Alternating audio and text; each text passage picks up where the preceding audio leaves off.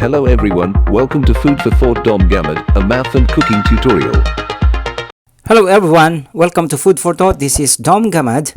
In this video, we're going to find the equation of the circle having a diameter with end points at A, -2 and 3, and B, 4 and 5. Solution. First, let's draw the points.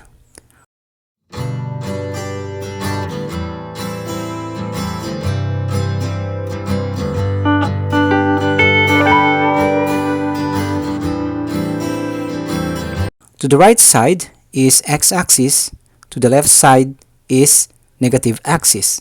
Downward is negative y-axis and upward is positive y-axis. The center is at 0. Let's assign the x sub 1 is equal to -2 and the x sub 2 is equal to 4.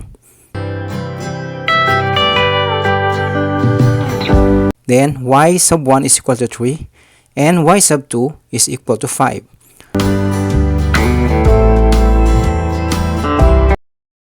Now, let's plot the points.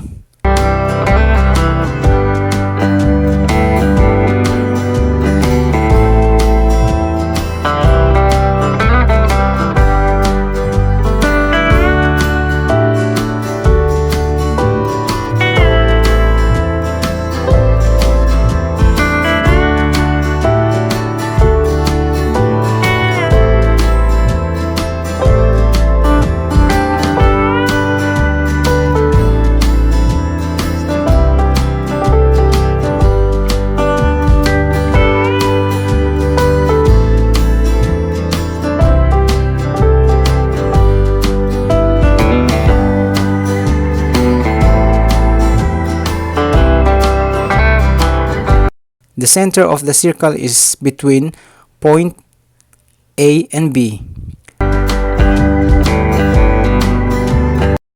Now, let's draw the circle.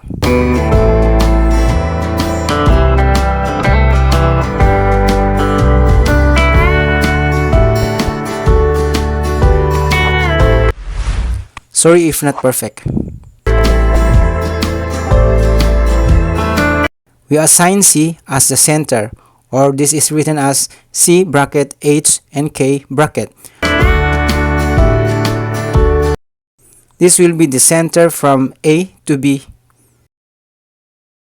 C bracket H and K bracket is the center of the circle.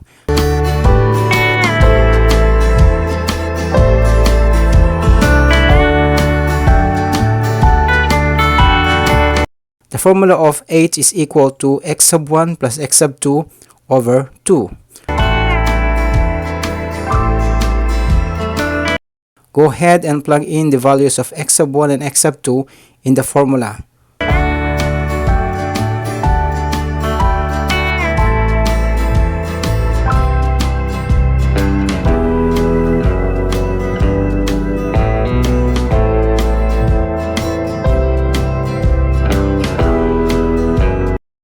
So the value of H is equal to 1.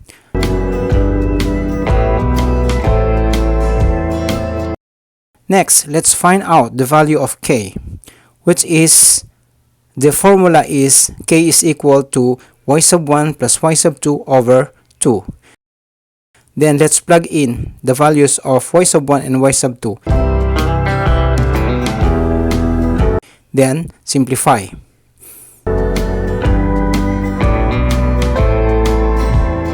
So the K value is equal to 4. Therefore, the center is at 1 and 4.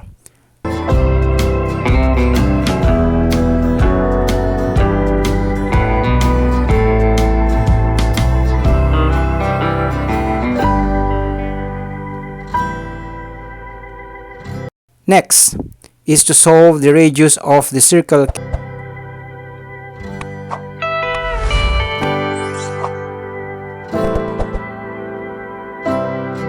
Can be computed as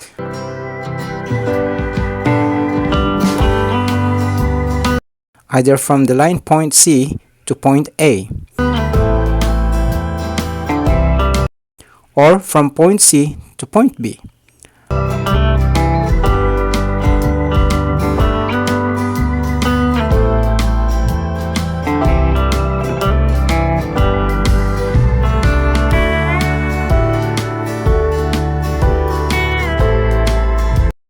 As you see in the drawing, if radius is equal to line C to A, then radius formula should be r is equal to the square root of bracket h minus x sub 1 bracket square plus bracket x minus y sub 1 bracket square.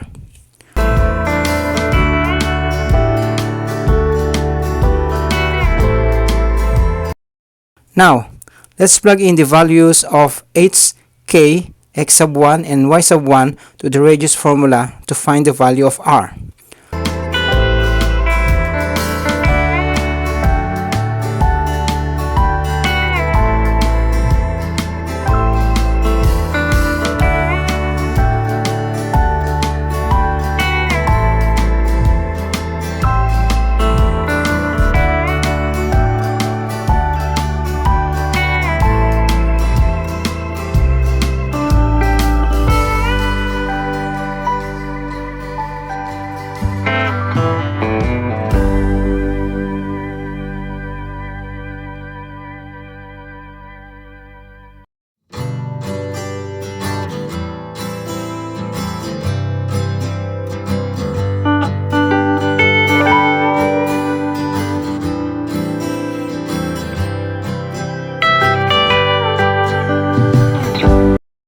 So, r is equal to the square root of 10.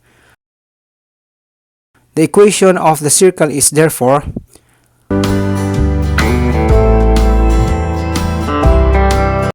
bracket x minus h bracket square plus bracket y minus k bracket square is equal to r square.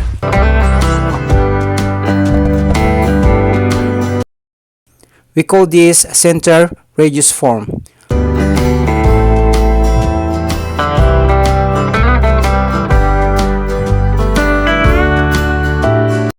Let's write the obtained values. h is equal to 1, k is equal to 4, and r is equal to square root of 10.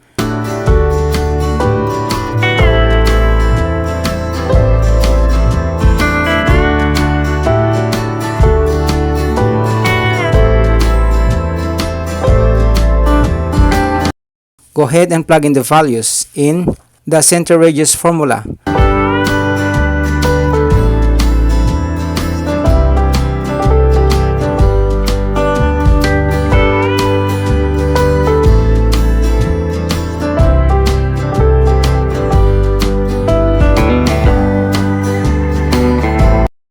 Then simplify.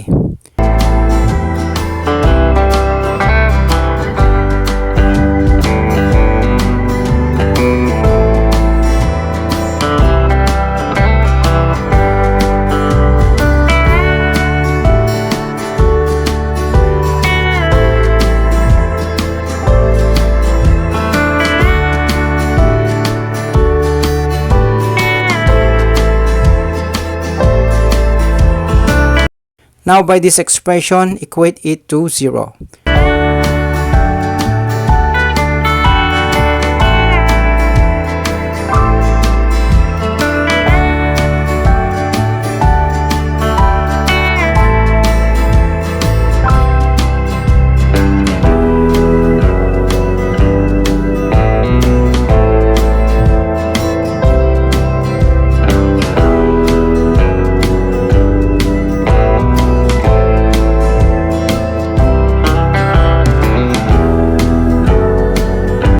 So this is the final answer.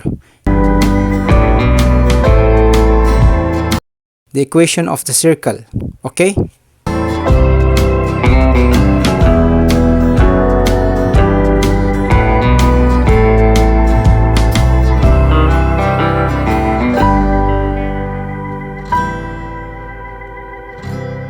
If you liked, enjoyed and learned from this video, consider subscribing to my channel, like, share and hit the bell for more exciting math topic video. Thanks for watching, have a wonderful day to everyone, happy learning!